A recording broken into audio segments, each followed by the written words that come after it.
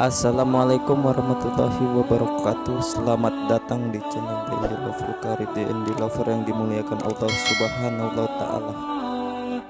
Sholat adalah ibadah yang bisa menjadi sarana paling dekat untuk berkomunikasi dengan Allah, apalagi sholat fardu 5 kali sehari semalam. Selain merupakan ibadah wajib dan menjadi rukun Islam kedua setelah syahadat, sholat wajib 5 waktu memiliki kedudukan tinggi sebagai tiang agama. Artinya jika sholat fardu kita keropos, maka tiang seharusnya bisa menyangga bangunan agama dan iman kita ternyata tak kuat, dan hancurlah bangunan keimanan kita kepada Allah Subhanahu wa Ta'ala. Nauzubillah min dzalik.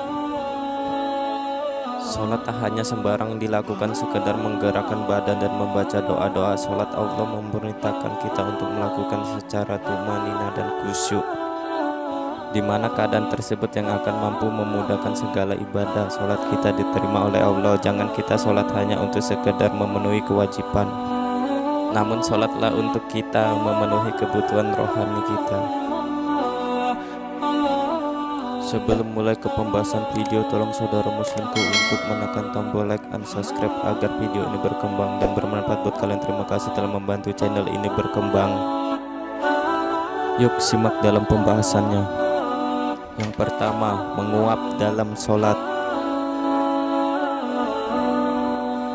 Menguap dalam sholat tidak boleh dibiarkan, tetapi wajib dicegah dan meletakkan tangan dan mulut hal berdasarkan hadis dari Abu Hurairah radhiyallahu anhu bahwa Nabi Shallallahu alaihi wasallam pernah bersabda, menguap dalam sholat berasal dari setan. Jika salah seorang di antara kalian menguap, maka hendaklah ia menahannya semampunya. Maka sesungguhnya bila salah seorang kalian mengatakan tertawalah setan. Hadis riwayat Al-Bukhari, Muslim dan At-Tirmidzi. Adapun tambahan lafaz di atas tertera di dalam riwayat oleh At-Tirmidzi. Yang kedua, memandang ke langit. Lalu bagaimana dengan pandangan yang mengarah ke atas saat sholat? Apakah ini diperbolehkan? Ternyata Rasulullah sangat menekankan untuk selalu mengarahkan pandangan ke arah bawah, lebih spesifik lagi ke arah tempat sujud. Salah satu hikmahnya agar lebih mudah mencapai khusyuknya saat sholat.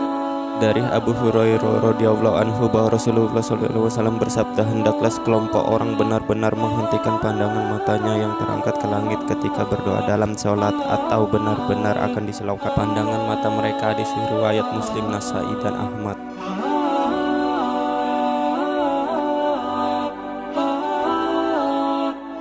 Yang ketiga, membaca Al-Quran ketika ruku dan sujud. Dari Ali bin Abi Thalib radhiyallahu anhu berkata bahwasannya Nabi Shallallahu alaihi wasallam melarang aku dari membaca Al-Quran sedang aku dalam ruku dan sujud. Hadis riwayat Muslim dan Abu Awana. Larangan di sini adalah larangan dari Rasulullah Shallallahu alaihi wasallam bahwa sewaktu ruku kita tidak boleh membaca Al-Quran berdasarkan hadis dari Abu Hurairah radhiyallahu anhu dari Nabi Shallallahu alaihi wasallam bersabda, tidaklah salah seorang dari kalian takut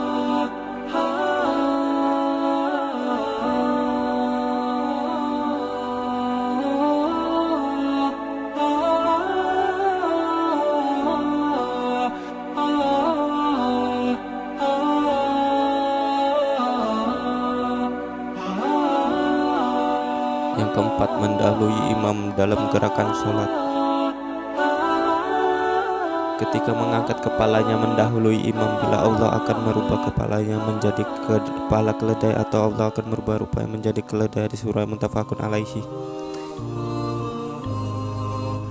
Yang kelima, meludah ke arah kiblat atau ke sebelah kanan.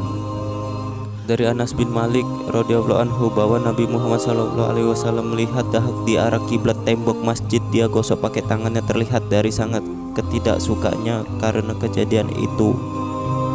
Lalu ia bersabda, apabila salah seorang dari kalian berdiri untuk mengerjakan sholat, ia sedang bermunajat pada Tuhannya atau Tuhannya berada di hadapannya, yaitu ke arah kiblatnya. Oleh karena itu janganlah meludah ke arah kiblat,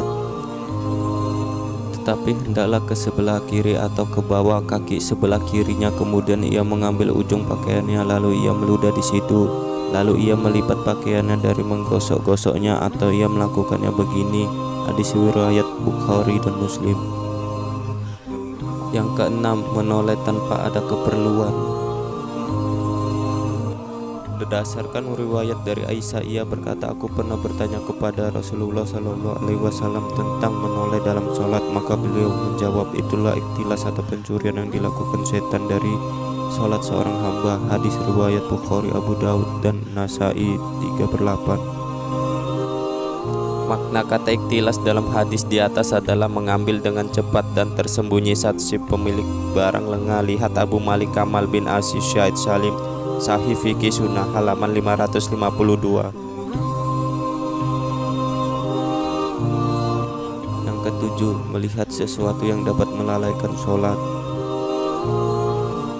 Berdasarkan hadis dari Aisyah bahwasannya Nabi Shallallahu Alaihi Wasallam pernah sholat dengan mengenakan baju yang bercorak, maka beliau bersabda, corak pakaian ini telah mengganggu sholatku. Bawalah jubah ini kepada Abu Jaham, lalu ambilkan untuk Anjabania baju kasar tanpa coraknya. Hadis riwayat Al-Bukhari dan Muslim. Oke sobat muslim, itulah 7 larangan dalam sholat. Banyak dari kita tidak mengetahui hal-hal yang dilarang saat sholat, maka dari itu saya memberikan ilmu kepada kalian agar kita sama-sama belajar dan semoga bermanfaat. Dan jagalah sholat sobat muslimku, karena sholat itu mencegah kita dari perbuatan keji dan mungkar. Dan sekali lagi jangan lupa tekan tombol like and subscribe agar video ini berkembang, karena kalian subscribe saya akan bersemangat lagi buat video-video yang bermanfaat. Wassalamualaikum warahmatullahi wabarakatuh.